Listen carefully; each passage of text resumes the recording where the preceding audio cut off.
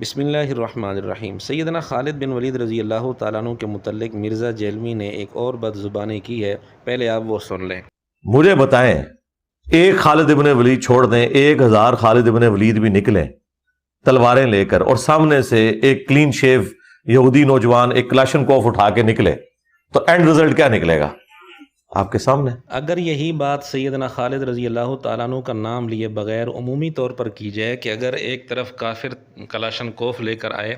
تو مسلمان کو چاہیے کہ سبب کے درجے میں وہ بھی اسی طرح کا اسلحہ لے کر جائے اور تلوار لے کر نہ جائے،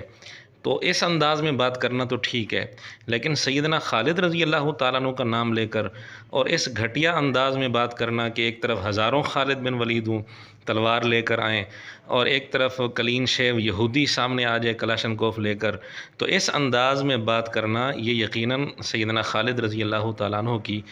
بے ادبی ہے، اور کوئی بعید نہیں کہ مرزا اپنی اس بے ادبی میں ترقی کرتے ہوئے کل کو یہی بات نعوذ باللہ انبیاء علیہم السلام کے بارے میں بھی کہہ سکتا ہے۔ مرزا جیلمی کے جن شاگردوں کو خالد بن ولید رضی اللہ تعالیٰ عنہ کے متعلق اس طرح کی بات کرنا بے ادبی نظر نہیں آتا،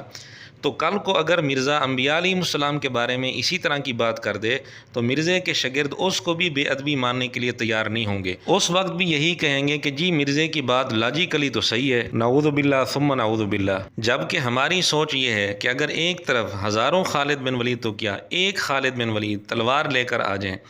اور دوسری طرف ہزاروں یہودی اپنا جدید اسلحہ لے کر آ جائیں تو انشاءاللہ اللہ تعالیٰ کی مدد، اللہ کی نصرت خالد بن ولید کے ساتھ ہوگی۔ ان کے ساتھ اللہ کی نصرت کیوں نہ ہو؟ اللہ کے رسول صلی اللہ علیہ وسلم نے ان کو سیف اللہ کا لقب عطا فرمایا، جن کے ہاتھ میں غزوہ موتا کے موقع پر 9 تلواریں ٹوٹی تھی، اور جن کے متعلق خود مرزا تسلیم کرتا ہے کہ زندگی میں انہوں نے کوئی جنگ نہیں ہاری، وہ ناقابل شکست تھے۔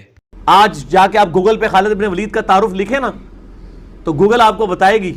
ورلڈ جو انسائکلوپیڈیا ہے، کہ ایک پیجن شخص تھا، 19 سال دین اسلام کا مخالف رہا، اور پھر وہ اسلام میں داخل ہوا اور اس نے رومن اور پرشین امپائر الٹ دی جا کے 100 جنگیں لڑی ہیں اپنی زندگی میں، ایک جنگ بھی نہیں ہاری۔ There is no other general in the history of humanity, انسانیت کی تاریخ میں کوئی ایک جرنل بھی ایسا نہیں ہے سوائے خالد بن ولید کے جس نے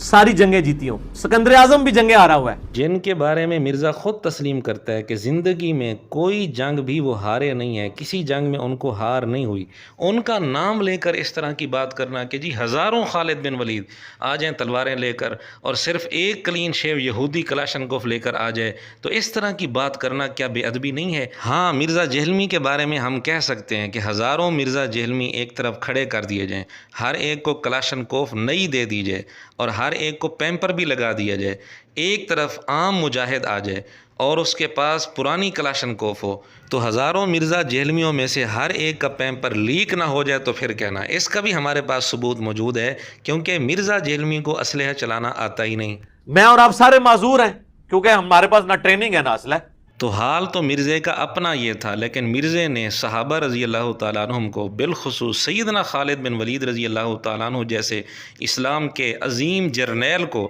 اپنے اوپر قیاس کرتے ہوئے اس طرح کی گھٹیا بات کر دی۔ ناظرین، آپ خود فیصلہ کریں، کیا اس طرح کی بات بے ادبی نہیں؟ جس کو اللہ کے نبی صلی اللہ علیہ وآلہ وسلم نے اللہ کی تلوار کہا ہو، اس کو توڑنے کے لیے دنیا کے سارے یہودی جمع ہو جائیں، مرزے کے سارے محبوب جمع ہو جائیں، پوری دنیا کی کفریہ طاقت جمع ہو جائے، وہ کامیاب نہیں ہو سکتے، اس تلوار کو نہیں توڑ سکتے جس کو اللہ کے نبی صلی اللہ علیہ وسلم نے اللہ کی تلوار کہا۔ یہ تو ہے ہماری سوچ، باقی مرزا جانے اور اس کی سوچ جانے۔